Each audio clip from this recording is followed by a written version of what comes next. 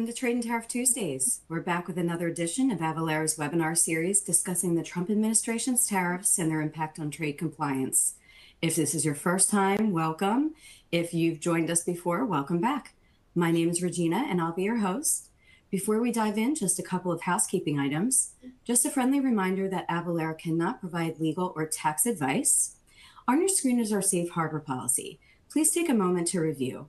We're recording today's event and you'll receive the recording later today. The console you're looking at can be customized. Feel free to move or resize the windows. The additional resources section contains a lot of great related resources, including the slide deck. There are several ways to engage with the presenters and attendees today. First, if you have any questions, submit them using the Ask a Question box. You can also submit troubleshooting questions there. Second, you can join our attendee chat by clicking on the icon at the bottom of your screen with the two chat bubbles.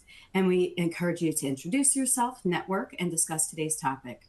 Third, you can react to the presentation by clicking on one of the emoji icons.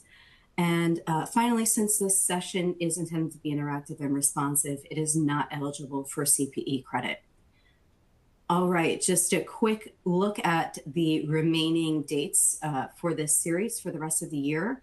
We have October 21st, November 4th and 18th, and December 2nd and 16th.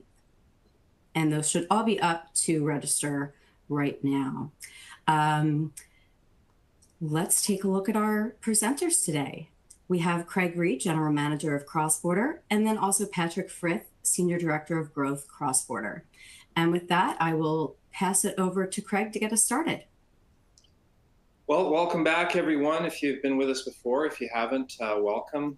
This is where we talk about all things tariffs, what's going on in the news, some of the implications to your business, how Avalara can help you out with all the trade chaos that's going on, and then any questions that you have. So, and on that note, with questions, please feel free to just drop questions in the Q&A box as they come up, or as they sort of pop into your mind.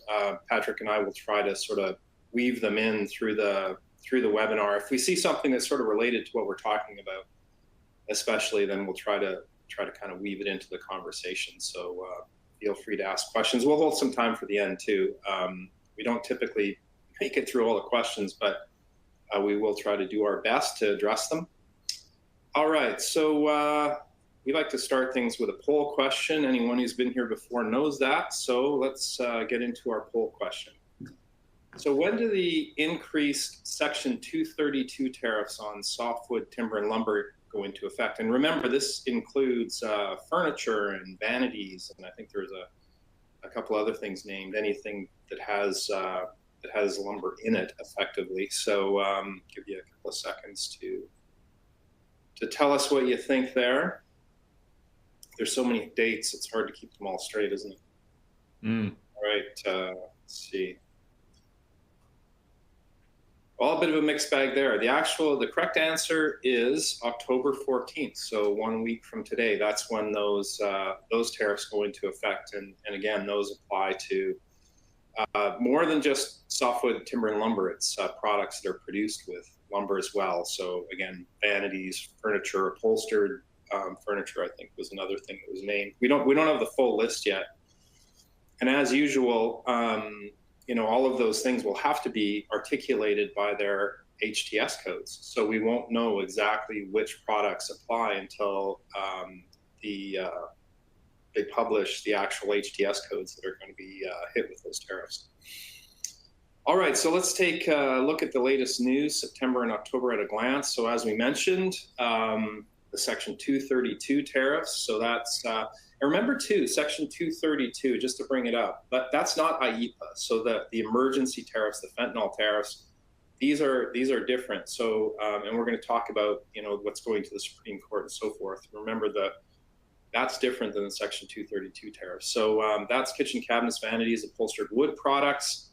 And there's no USMCA exemption. So that's an important point, because a lot of these products are going to be coming from Mexico and Canada, and they will have been coming in under the USMCA. That has stopped, so now they're getting hit with 25%, which I think is going to have a pretty big impact on that industry. So there's been some EU tariff changes.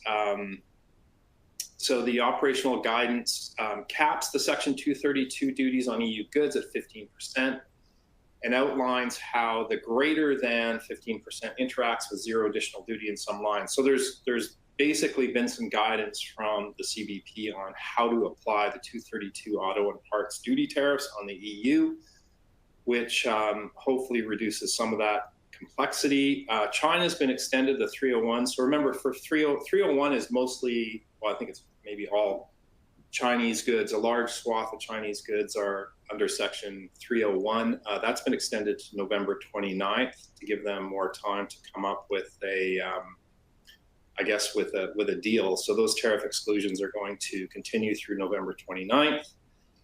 There have been additional Section 232 investigations that are going on. So these are PPE and medical consumables, robotics, industrial machinery. I think there's a few other things under those 232 exemptions. CBP and the end of de minimis. So postal carriers can now, and there's been, Patrick and I were at the Universal Postal Union Congress in Dubai a few weeks back, and this is all everyone was talking about, was the end of de minimis going into the US and the impact on the postal industry.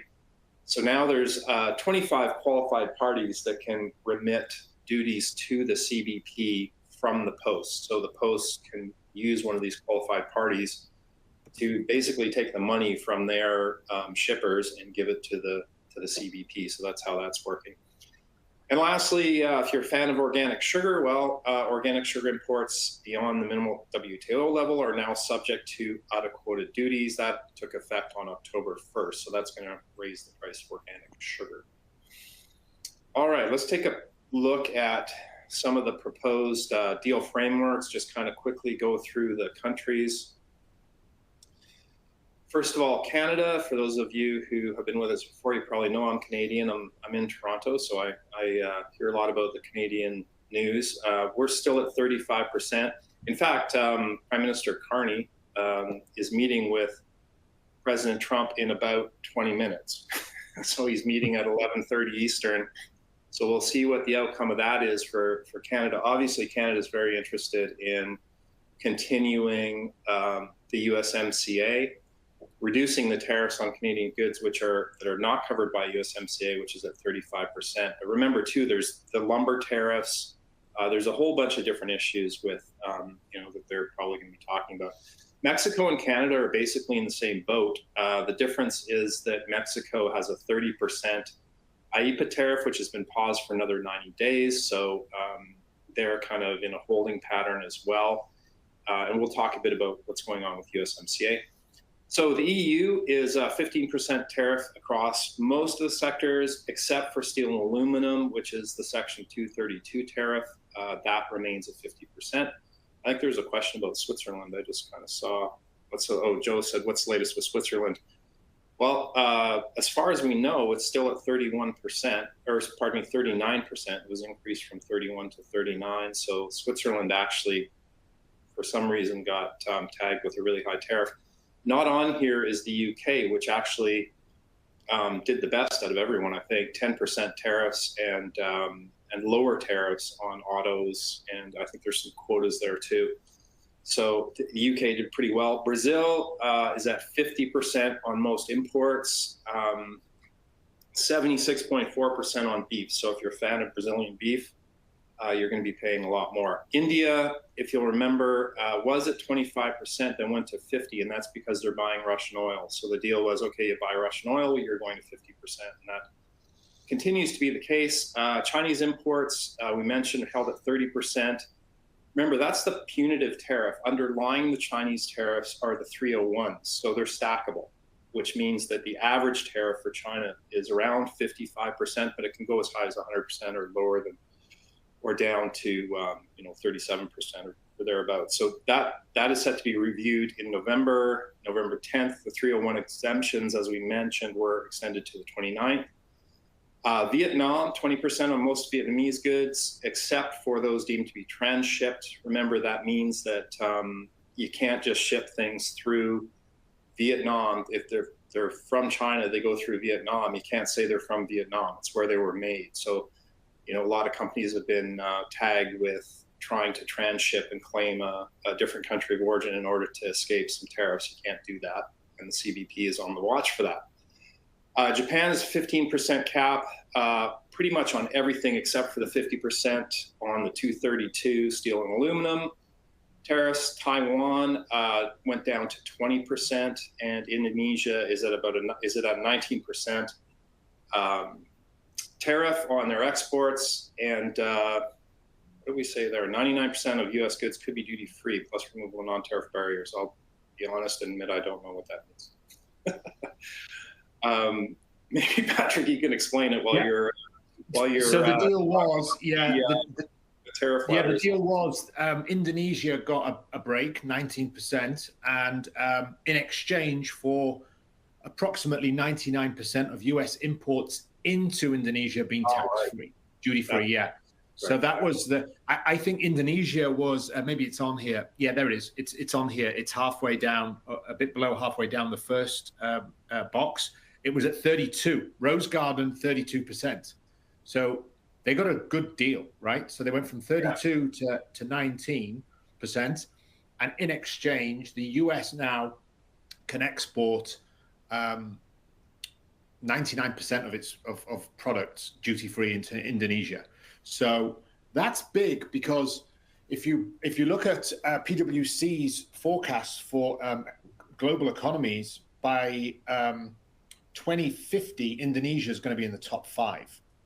Huge population, lots of potential. So that deal, if it stands, secures the US's ability to import products into Indonesia for decades, right?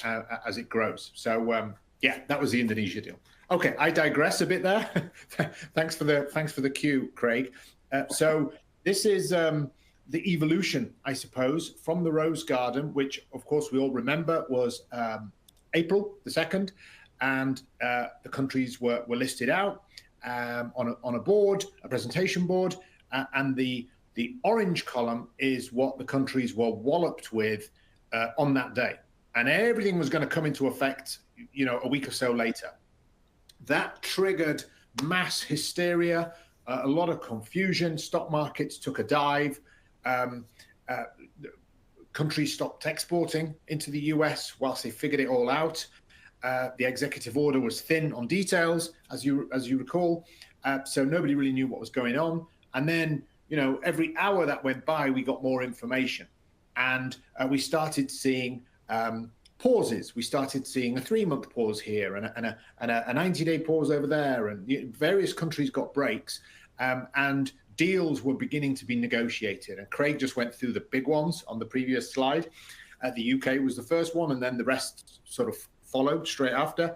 So where do we stand right now is that middle column. That middle column, the adjusted US discount reciprocal tariffs to each of these countries. So if you see at the top, Algeria, there's been no change. Since Rose Garden to today, effective as of August the 7th, there's been no change for Algeria. It stayed at 30%. However, almost all the other countries have had a change one way or another. The dark blues are the unfavorable changes. So Brazil went from a 10% situation to a 50% duty situation, which of course is very, very unfavorable for Brazil. Craig pointed that out in the slide before. And there's a few others on there as well. Canada still doesn't have the deal that it thought it had back in the Rose Garden. And as Craig mentioned, talks are ongoing, so we can expect to see further changes there. But if you look at the pale blue ones, you can see where there's been a favorable change. And that's obviously countries getting themselves organized, negotiating, sending train teams. And there's quite a few, as you can see, there's quite a few pale blue ones. And discussions are still going on. The elephant, of course, in the room is China. We expected that to be concluded early next month. It's been pushed back to late next month, towards the end of November. Peak is already in the country, okay, so for the holidays. So that's good. From a US consumer perspective, that's good. We got everything in on the pause. What is going to happen for 2026 It will all be revealed at the end of November. So a lot of organizations have imported, a lot of importers have imported their products from China, be thinking toys, be thinking things for the holiday season, to make sure that they had stock for this holiday season. What happens next year? We'll find out at the end of November. The lumber, of course, Craig mentioned, was the new one.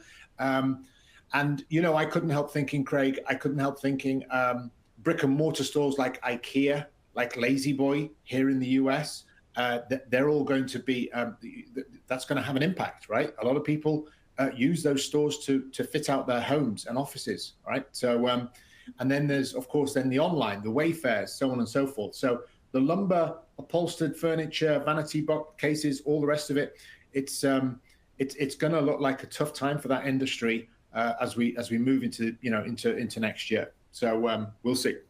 Hey, you mentioned China. I actually just saw, maybe as you flip the slide, but Alex asked, what is Section 301? And I think it's worth explaining. So Section 301 was, it gives the U.S. trade representative the ability to enforce trade agreements, basically to clamp down on unfair trade practices. And China's really been the target of that. So that actually started back in 2018. So it's not new to the Trump administration.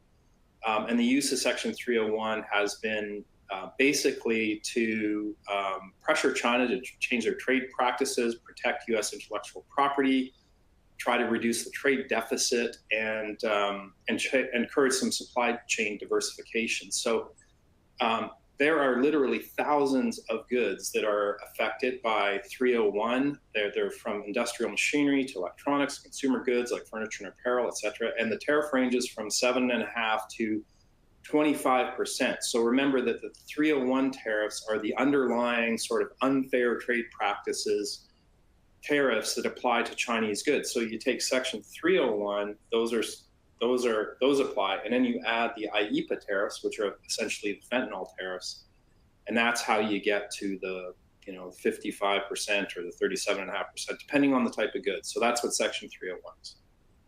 Yeah. It's been around since the 70s. And, the beauty of 301, Biden administration used it a lot. The Trump administration before the Biden administration used it a lot. The beauty is it's very flexible. You can apply it to any country. There's no laws which prevent you doing that. And if you feel that a country is taking advantage of U.S. commerce, as if you're the administration, you can apply it. You can apply it and you can adjust tariffs. So I think the wonderful thing about 301 is, from a U.S. administration perspective, is that it's flexible. And they can apply it to any country, to any product, at any percent they wish. And that's why, when we're going to talk a bit about the Supreme Court and the IEEPA tariffs, there are other avenues that the administration has to apply tariffs. So Section 301, 232, you just saw 232 being used for furniture and softwood lumber. So, there are other tools that the administration has at its disposal. Right. Okay, we'll move on. So the CBP have provided a snapshot, rather nice graphic, which you can see there on the left. The link is the fact sheet link is also on the site, and you'll be getting it after this webinar if you want to browse it yourself. But it covers a range of products, auto parts. We know copper, steel, aluminium. The application of Section 232 to those different raw materials. There's a lot of questions on this. I can see them in the inbox, so we'll go over those. Don't worry, we will get to those. And then you can see, obviously, countries, Brazil, India, because of the purchase of Russian oil, that's flowing freely, and the US obviously want to punish India for that. Canada, Craig spoke at length, and Mexico. China is obviously ongoing.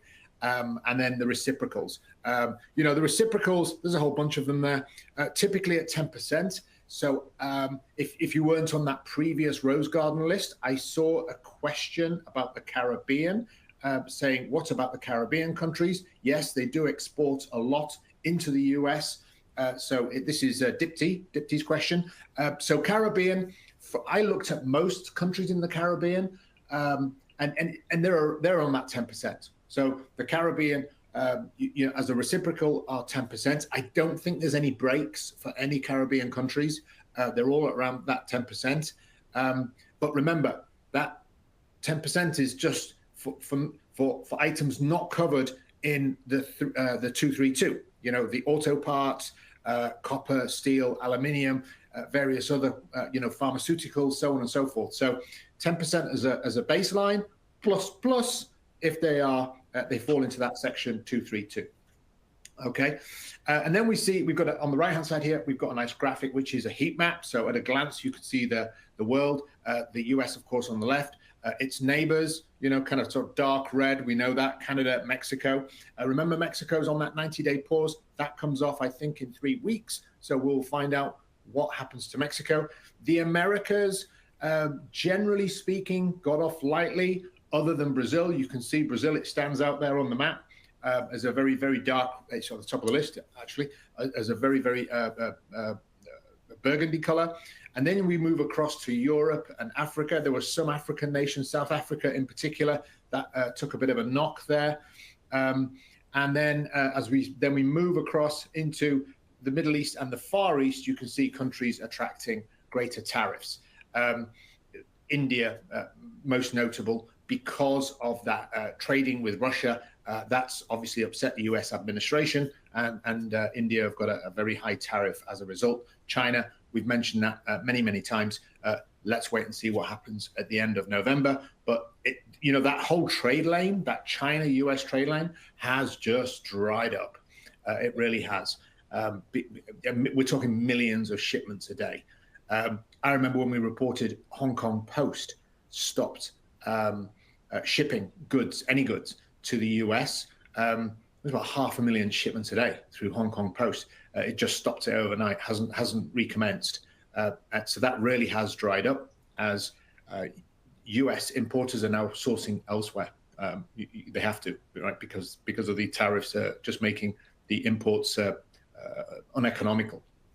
So that's where we are on the global snapshot and the heat map. We'll move on, Craig, to the end of de minimis. Yeah, well, this was obviously very big news in Dubai when Patrick and I were there talking to the Post. The end of de minimis. Remember that goods coming in under $800 were not didn't have any duty applied. Most of those were coming in through the postal network, so they would come from China Post or Royal Mail, Canada Post, and they would be injected into the USPS system. So USPS would carry them. No duties and taxes, so it flowed pretty well. So what's changed is now it is dutiable starting at $0. And for the posts who weren't accustomed to collecting duties and taxes at source and then paying the CBP, this was a massive change. And not just a massive change, but it happened very, very quickly. So so they didn't have time to adjust, basically, and we're still in that.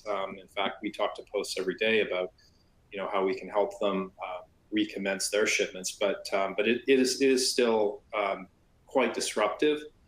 The idea underneath it is that there should be a level playing field between commercial shipments and postal shipments, A and B. That a lot of the fentanyl precursors and sort of dangerous goods, counterfeits, were coming in under this exemption, and they want scrutiny. They want to be able to see what's coming in the country. So that's really changed everything. And actually, I noticed a question from, or was it? Yeah, Marie asked, has the U.S. always had tariffs, and how much were they previously? Yes, the U.S. has always had tariffs. They were much lower. But also remember there was this exemption, so that the $800 exemption. So the effective tariff rate was quite low. I think it was around 2% or thereabouts. So now it's gone up dramatically because goods coming in, you can see the graph there. Unfortunately, we don't have the legend, but I think it's like 2.4 billion shipments, Patrick, in 2024, something like that. Yeah. They're 200 million a month kind of thing coming in under the de minimis. So those are now subject to duties and taxes. So that raises the effective tariff rate for sure. So what does that? Yeah, what does that all mean? I think I've kind of gone through some of it, but there's some details here. Yeah. So August the 29th was the day, okay, where that exemption was removed. And Craig's right, it was millions of shipments a day coming into the US underneath that $800. So that's gone. So now there's only two ways that you can enter into the US. Well, there's three ways.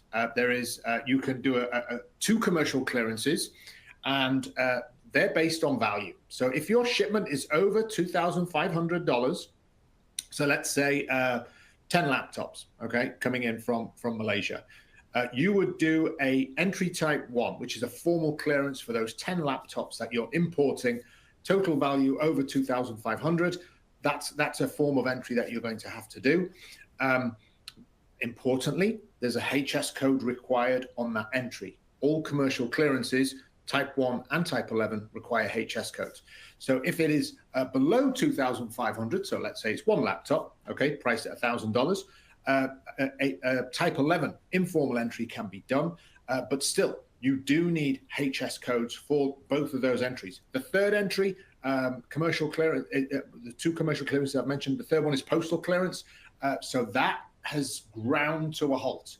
It ground to a halt because if you think post offices around the world, they didn't have a way to collect duty from shippers in their countries, which then allowed them to send it off to the US because duty is going to be levied by CBP when it arrives into the US. And who's on the hook? The carrier, the last individual to touch it before it was handed over to CBP, which is typically an airline, were on the hook. So airlines weren't shipping, they weren't taking it. And, do you blame the airline? Not really, because it's going to be so difficult for them to go back to that post office, let's say in Austria, to say, right, you owe me $10 for that shipment that you gave me, collect it. And they're going to say, well, that person left, a week ago. We don't know where they've gone. So you can imagine how it all just ground to a halt. And that's what happened with the postal shipments. So we're trying to solve that problem. We're working very hard with postal agencies around the world. In fact, next week I'm off to Africa to meet some African postal agencies, again, to go over how we can help them solve that problem so they can get shipments moving again. These are thousands of shipments every single day that come into the US, people in the US wanting to consume, suppliers in origins around the world wanting to send. So, there's demand, there's supply, there's demand. We just need to bridge that, and that's what we're trying to help them do. So, end of de minimis has caused a lot of chaos, a lot of problems, and will continue to until we get things stabilized and back on track. Okay, okay, this has been big news for the whole year. What has actually been collected? Well, here's CBP's trade stats. They are current as of the 30th of September. So this is, up until a week or so ago. So what has been collected so far is almost $200 billion. That is a lot. That is a lot that has been collected, of which 158 billion is from the IEPA, Section 201, Section 232, and Section 301, and reciprocal tariffs. So a huge increase in collections. Over $150 billion has been collected by CBP. And on the left-hand side there, you can see a bit of a breakdown.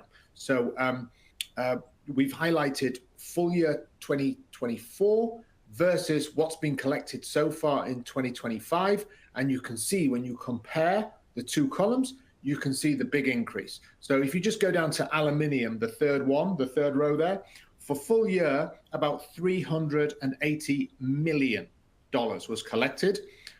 So far this year, almost $3 billion. So a huge uptick, almost 10x of what has been collected on aluminium. Why? Because of that 50%. And we'll get to the aluminium questions in a moment, because I see there's a few in the chat. Automobiles, nothing was collected in 2024, but 18 billion has been collected so far, and you can see that whole comparison there. What's interesting, Patrick, is just kind of, if you eyeball China's paying for about 38%.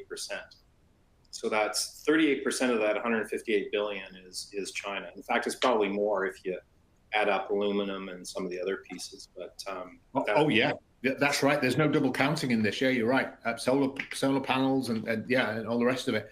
So it's you can only imagine what a knock that has had on the Chinese economy. And they're having to rebalance. This is not a drop in the ocean. This is a lot of money, and so they're having to obviously rebalance their country and their manufacturing output to adjust for this one way or another. CBP have also published the risks of avoiding duties. So how would an organization avoid a duty? Well, it wouldn't declare the country of origin accurately. It would say that the country of origin was one of these low reciprocal countries, perhaps. They would misdeclare the value, or they would use the wrong HS code. So it wasn't linked to aluminium, or it wasn't linked to an automobile part. So there's ways in which, so CBP obviously are aware of this, and they have reported steep fines, seizure of inventory, business disruption, which means loss of license, your privileges, okay? You can't import anymore. And it goes all the way up to criminal charges. So it's a law, and they're responsible for enforcing the law. We have to respect, whether we like it or not, we have to respect the law. So so there are penalties, and there's already been action taken. So Race and Global, 3.4 civil penalty because of unpaid duties and taxes. And an even bigger one was for Evolution Flooring, the wooden flooring that you see in homes and offices and so on, 8.4 million settlement. The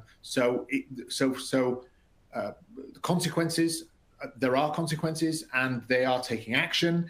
So getting your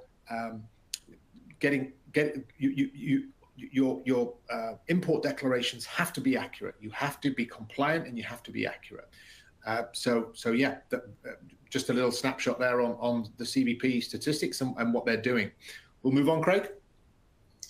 Yeah, so something near and dear to my heart is the USMCA. Living in Canada, we get a lot of news about it. So the USMCA governs about 1.5 trillion in annual trade, so a very, very big deal. Up until very recently, so Canada, about 40% of goods were going into the US under the USMCA, from Mexico about 50%. And that is because a lot of folks didn't take the time to certify their goods for USMCA because the tariffs were previously lower. So that number for Canada has gone up over 90% now. So 90+% of the Canadian goods going into the States are USMCA compatible, notwithstanding the recent announcement on softwood lumber and furniture, et cetera. So question is, how do you certify? The good news is you can do it yourself. You don't have to go and get a government document that says you're certified for USMCA. There's documents on, we don't have time to go through every single step, but basically all you have to do is verify your eligibility. It's well documented on both the CBP and the Canadian and Mexican government websites. There's basically 9 data elements that you need to include that verify your USMCA compatibility, and that completes your certification. And really your obligation is to keep a record of that information. So if you're ever asked for it from the CBP, you can produce the data that determines that you are USMCA eligible. And typically what it means is the vast majority of the value of the good was created in Canada or Mexico. That's basically what it means, notwithstanding steel content, aluminum content, lumber content, et cetera. A lot of questions on 232s, Patrick, that we're gonna have to answer. But yeah, that's so there are some exceptions to that. There's some special rules that, again, we don't have time to go through, but it's pretty simple, really. You have to verify you're eligible, 9 data elements, submit that, maintain that, and you can be USMCA compatible.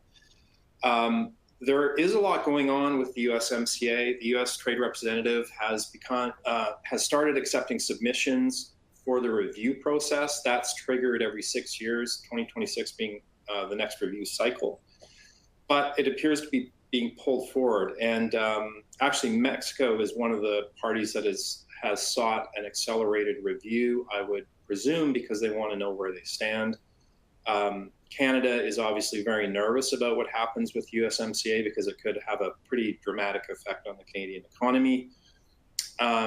really what everyone wants. And I think, if you read any of the news here or probably in Mexico as well, everyone wants stability. Everyone wants predictability. Everyone wants to know, okay, what are we dealing with now? What does the playing field look like? And if you've been with us through these webinars, the playing field's been shifting constantly. So it's really hard for companies to plan for that. And USMCA is no different. Companies need to know, hey, what's going to happen with the USMCA? What's going to happen with my goods? What are my cost obligations going to be? What are my customer cost obligations going to be, et cetera?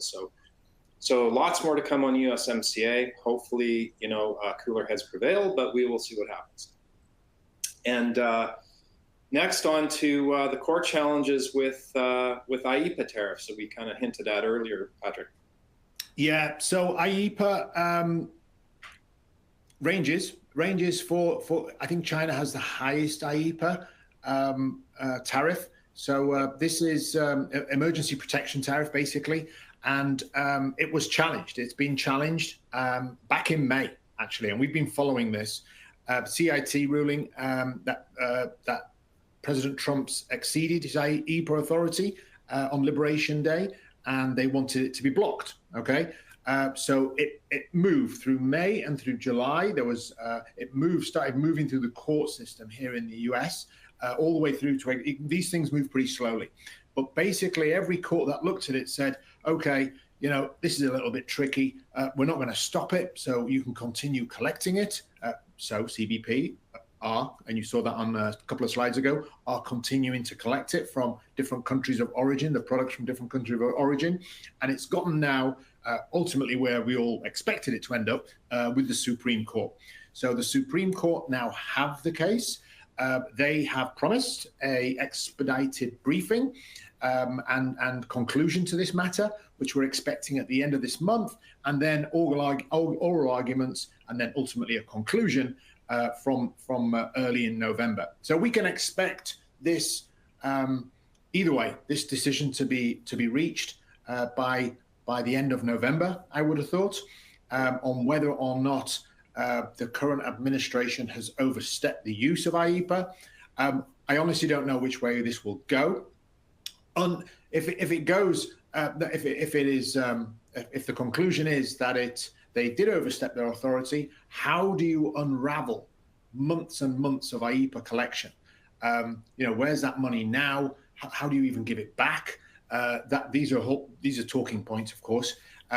If, of course, they decide that it was fine, the IEEPA that was imposed back earlier in the year was fine, then of course it will just stand and it'll just continue. So we'll see how that ends up. We don't have an opinion either way here. We don't know which way it will go. But yeah, we'll know towards the end of November. So that's where we are on the court challenges. I think what we can say with a relatively high degree of certainty is that if the IEEPA tariffs are struck down, that the administration will try to find another way to implement those tariffs, either through 232 or 301, or a combination thereof. So I don't think it'll be the end of the story, that's for sure. No, that's right. Yep. Yeah. Well, this is probably my favorite slide because it really does tell the story of global trade in 4 points. What we call the 4 puzzle pieces, or the 4 horsemen of global trade. They are de minimis exemptions, country of origin, tariff code classification, and declared value. So we talked about de minimis exemptions. That's the level at which duty and tax start to apply. Every country has a different version of that. So it's not just the US that has a low de minimis. There's other countries with very low de minimis, Canada being one. So if you're exporting to other countries, you need to know where your de minimis level is. At what point do you start getting charged duties and taxes? Country of origin, obviously, is very, very important. We've all learned that. Country of origin, again, bears repeating, is not where the product was shipped from. A lot of people made that mistake. Country of origin is where the vast majority of the value of the good was created. More specific rules around that, but that's really what it means. Tariff code classification, probably the most important element. So all of these 301s, the 232s, and actually, some of the answers to the questions around 232s are, well, you need to know your HTS codes. So if you think of, and for those of you who aren't familiar, if you think of an Excel table or a table in general, the tariff codes would be the rows. So every country is consistent up to 6 digits. So these are digitized versions of a description of a good, up to 6 digits, consistent across countries. But every country adds more digits, typically 4. So it's usually a 10-digit code, and every country has a different version of that 10-digit code. So, think about it. One country, so take the US, has roughly 20,000 HTS codes. Most countries have around 20,000. Those are the descriptions of the good, and it gets very, very granular and detailed. And then the country of origin, or where the good was produced, is the column. The intersection of those two, so the cell, is the duty rate that would apply. And that's basically how it works. So that duty rate applies above the de minimis against the fourth horseman, the declared value of the good. So you need to know your declared value of the good. You need to know the value that applies for customs purposes. So you can't get that wrong either, because customs is watching for lower declared value than what is legal. And you need to know your tariff codes. You need to know your country of origin. You need to know where duties and taxes start to apply. So that's why the 4 horsemen are so important, and why it's so important to make sure that you have the right data for your goods. Something we can help you with, but I can't overstate how important it is to know what your goods are in terms of how a country views them. All right, so in the news, so we talked about the new tariffs on lumber cabinets and furniture taking effect on October 14th. They're really saying that it's the U.S. wood product economy is suffering, and Canada is taking advantage of that. So we're applying tariffs on it. So that's been in the news. The U.S. is threatening to apply tariffs of up to 100% on Barilla and 13 other Italian pasta makers over alleged dumping. So that's been in the news as well. We actually could have added this to the news, but but it is because it's coming in under the de minimis and the new tariffs. Companies expanding their U.S. footprint to avoid tariffs. So this was an interesting one to us. This is just sort of a collection of things that are happening. AstraZeneca, Honda, Hyundai, you can read the list of names there, that were actually saying, hey, we are going to expand their U.S. footprint to avoid the tariffs. This is something that President Trump has been saying is happening. There is some evidence that it is happening. To what extent, we don't know yet, but there have been some announcements which we're kind of tracking.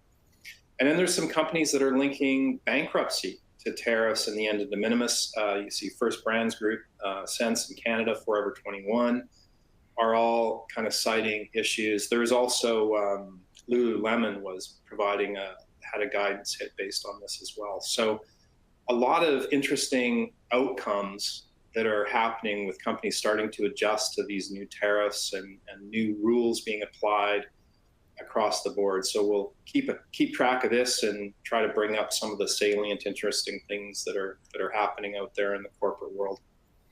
So I think, Craig, you see the trends there on the companies which are expanding their footprint. It's pharma, automotive, engineering, manufacturing. I saw Rolls-Royce on that list, and consumer electronics. I saw Samsung on that list. So we're beginning to see industrial trends where they realize the US is such an enormous market for them. These companies are realizing the US is such an important market, they can't ignore it. However, the duties are making their products less competitive. They've done the calculations, setting up an entity here, setting up a factory here, distribution centers, so on and so forth, customer service, all the things that you need. And they've worked out that is going to be the most economical way forward, right? So it's interesting. I just thought the industries, that was pretty interesting. Yep. Yeah. Okay. Tariff impacts on the US consumer. So what does that mean for us, right? The people here who live, like me, who live in the US.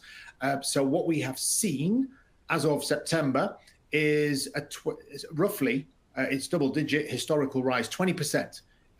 We've seen an increase in the cost of our goods by 20%, And this is above that 2 to 3%, which Craig mentioned before, the historical norm.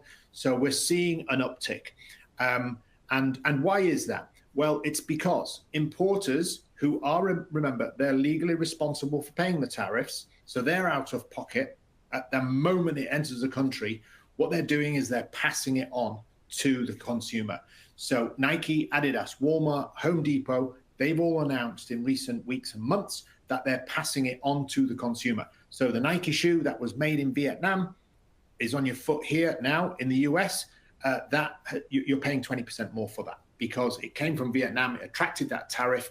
And you know, some of these, this is fast moving fashion, right? So footwear, it changes, the styles and the brands, it's seasonal, it changes. And so these are fresh imports. They've come in recently. They haven't been sitting around on a shelf for years in the US. They've come in recently and have attracted that tariff. So if you're buying these products now, then you're paying the tariff that has been paid already.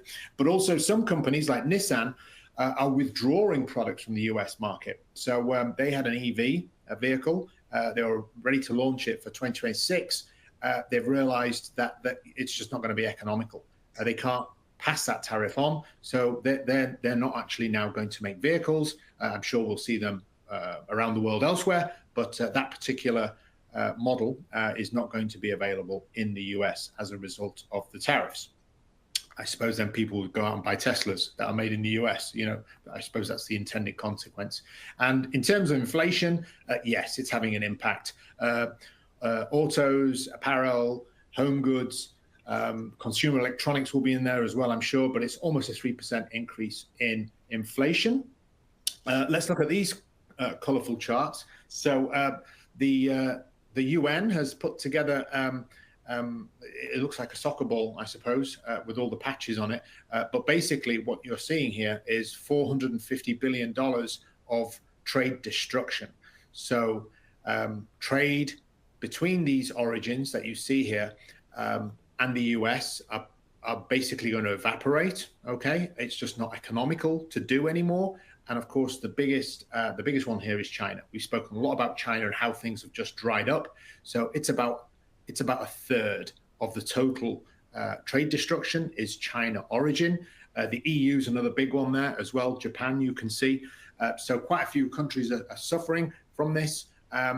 And where their goods end up going in the world, because they're not coming to the US anymore, where they end up going, we'll have to wait and see.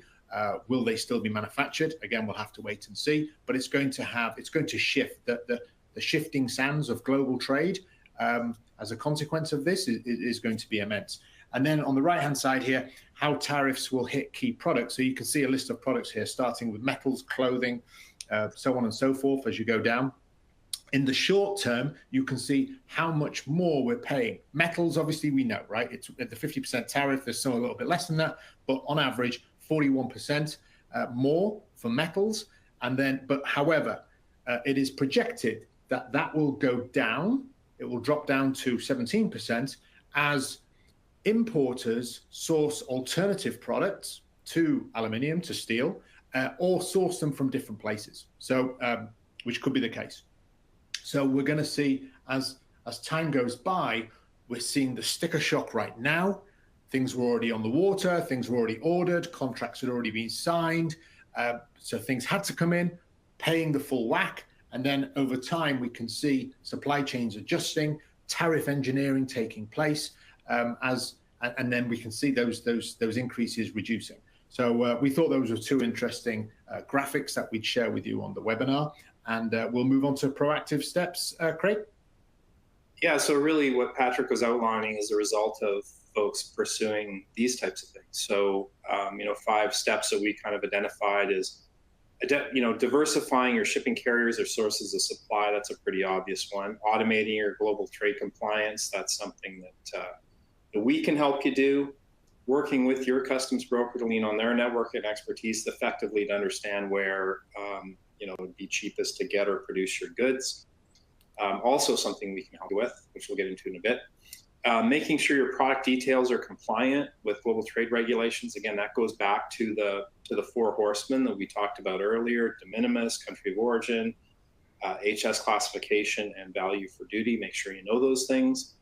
And then finally, can you build some inventory to absorb short-term headwinds? So, in past years, just-in-time sourcing was sort of the goal, but now I think the goal is to have a more resilient supply chain and therefore some inventory to absorb some of the bumps that we're seeing. So those are some of the things you can do, some of the things we're seeing our customers do as they adjust to some of these different headwinds.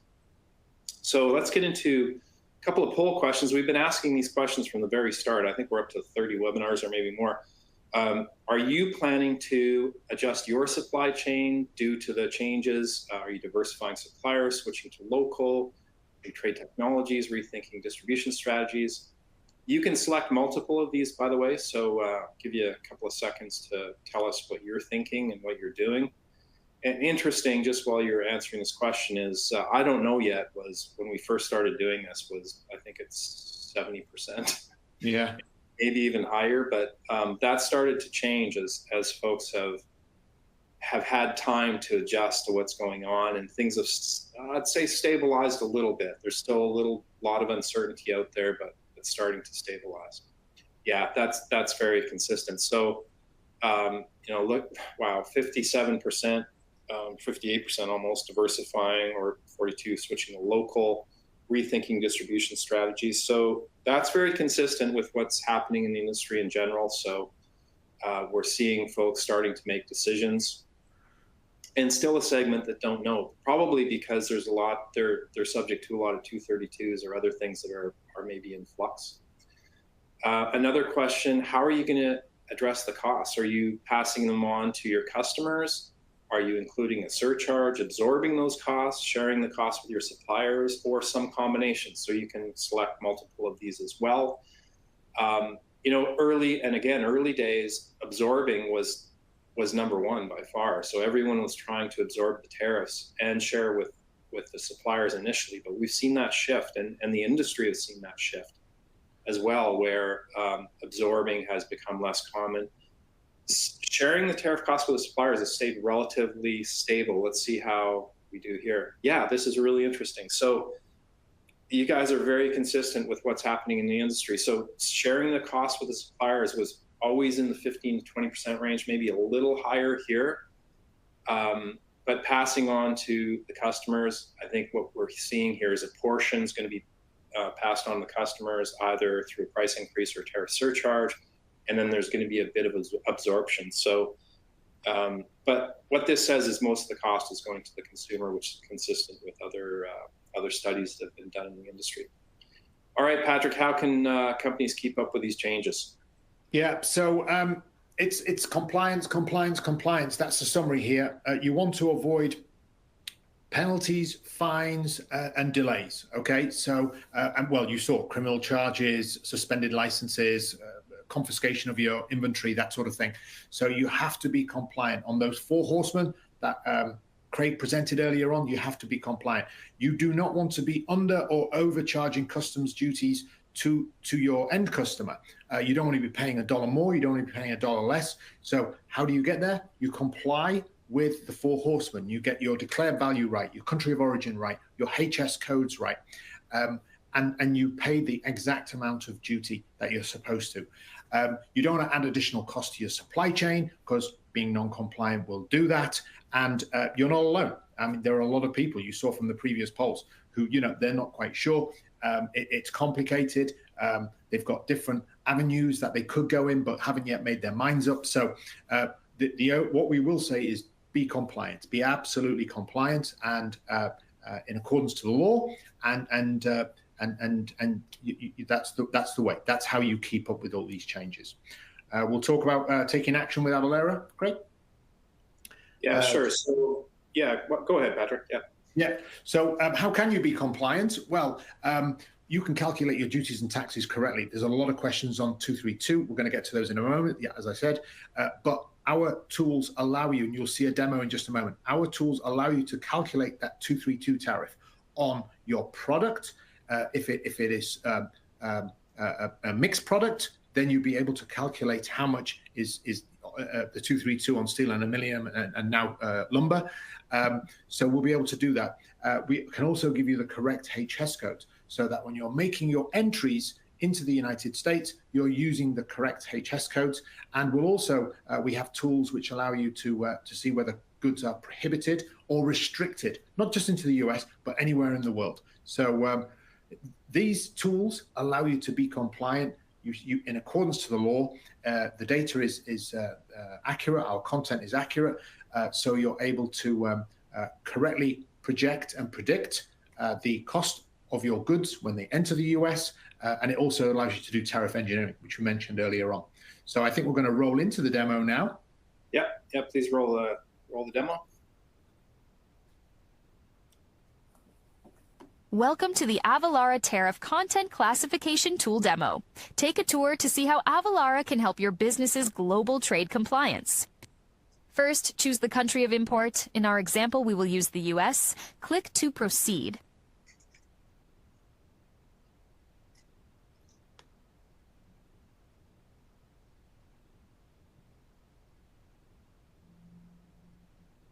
Next, select the country of origin. In our example, we will use China. Click to proceed.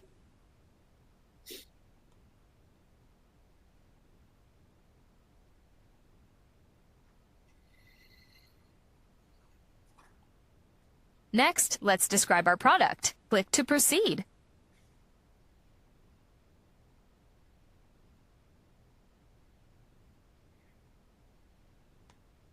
Now, we are ready to classify. Click to proceed. The tariff classification tool needs to know a few more details. Click to select the upper material. Select the lower material. Click to proceed. We've now reached an HS6. Click to drill down to reach the HS10. Since our product is a men's golf shoe, click to drill down. Since our product is not welt footwear, click to drill down. We have reached the HS8. Click to find the HS10. We have now reached our HS10. Click to see rate description. Here, we can see the total duty amount for this product. This totals 28.5% for the general rate, plus 10% for the preferential and additional duty rate, which totals 38.5%. This concludes the demo. Want to talk with an expert about your global trade compliance? Schedule time with a member of our cross-border team below for a live demo. All right, we're back. If you would like so that's not the only product we have. And I apologize to people like Linda who have been on from the start and have seen that demo so many times. But that is one of our tools for classification. We have multiple others. If you would like a 14-day trial, please let us know. I'll give you a second while you're clicking that. And again, we have multiple different ways of calculating, of determining HS codes, of figuring out where to produce your products and other things. So that's just a version of it. But you can also, in addition to getting a 14-day trial of that tool, you can also talk with an Avalara expert about how some of our other tools may apply for you. So I'll give a couple more seconds for this, and then I'll leave it here. We have a lot of questions on 232s. It looks like there's a ton of confusion around section 232. And actually, I was thinking that maybe next session what we'll do is do a bit of, because we don't have time, we only got a couple of minutes left, but we'll do a bit more of a deep dive on 232 and how some of these scenarios apply. But maybe Patrick, we can take a couple of the questions. Just some quick ones here, yeah. So, we'll start with Linda's here because Linda's was the first one. 232, if you're importing aluminium sheets or aluminium pipes, it's all aluminium, okay? It's very, very straightforward, okay? It's aluminium product and it comes in on the 50% tariff. But I think your question is, what if it's not only aluminium in the product? What if half of the product is aluminium, but the other half is another material? Okay, silicon, let's just say. I can't imagine anything, what type of finished good that would look like, but let's suppose. So you have the ability on an entry, Linda, to do two lines of the item, and your customs broker will be able to help you with this. what they'll be able to do is half of it is aluminium and the 50% applies to that. The other half is silicon, and then whatever's, I don't know off the top of my head, but whatever percentage is silicon, and it's not 50%, it's lower, applies to the silicon components of that product. So you have the ability to do 2 line items for that particular product. That your custom broker will be able to do that for you. It's allowed. So please do speak to your custom broker about that. How can our tools help you? Well, you saw that demo before. You can put in aluminium, you'll get the 50%, you know that. But then if you put in the silicon, you'll get whatever silicon is, and then you'll know what you can expect to pay when that product comes in. And I think that answers the other questions. There was a question about the EU on manufacturing machinery. Yes, if it's made of aluminium or steel, absolutely. There's no, just because it's formed in a different way doesn't change the fact it's aluminium or steel. So absolutely, there's no exemptions there. Anything made of aluminium or steel. But remember what I said, if only a portion of it is aluminium and steel and the rest is wood or well, that's not a good example anymore, but it's of another material, a plastic or a silicon or glass, or if it's a mirror, for instance, with aluminium and glass, then you break it up. You break it up into components, and you pay the 50% on the aluminium and the steel, and then the other percentage on the other material that's part of that product. So you have to break it up. Yeah, that was my quick. That was my 30-second. Very, very quick. And again, apologies, we didn't get to all of the questions. The time always goes so quick. We always comment after that. Wow, I can't believe how fast that went, and today is no exception. So stay tuned for, if you have a lot of 232 questions, I think we are, as I think about it, I think we are going to try to do a 232 deep dive next time around, because there's so many questions about it. So maybe register for the next webinar and we'll try to answer more of those questions. In the meantime, we're going to send out this deck. It's going to have these links will be available for you. There's a lot of information on our website. And we've also got a trade glossary that you can take a look at. And that's it for us. Apologize for going a little bit over, but maybe Regina, you can just let them know about the upcoming webinars. Yeah, of course. Just a note on some of the upcoming webinars, including Trade and Tariff Tuesdays. They are listed here. We do have on the 9th, and that's Thursday, we have the Building a Resilient Supply Chain, which is related to our tariff talks. So that might be something that you'd like to join. And then we also have several coming up next week. So take a look at that at avalara.com/webinars. And that is all the time we have for today. And as Craig said, you will receive a post-event email, and in that email, you'll receive a link back so you can view the console and the deck for today. All right, thanks so much. We hope to see you in a couple weeks. Thank you.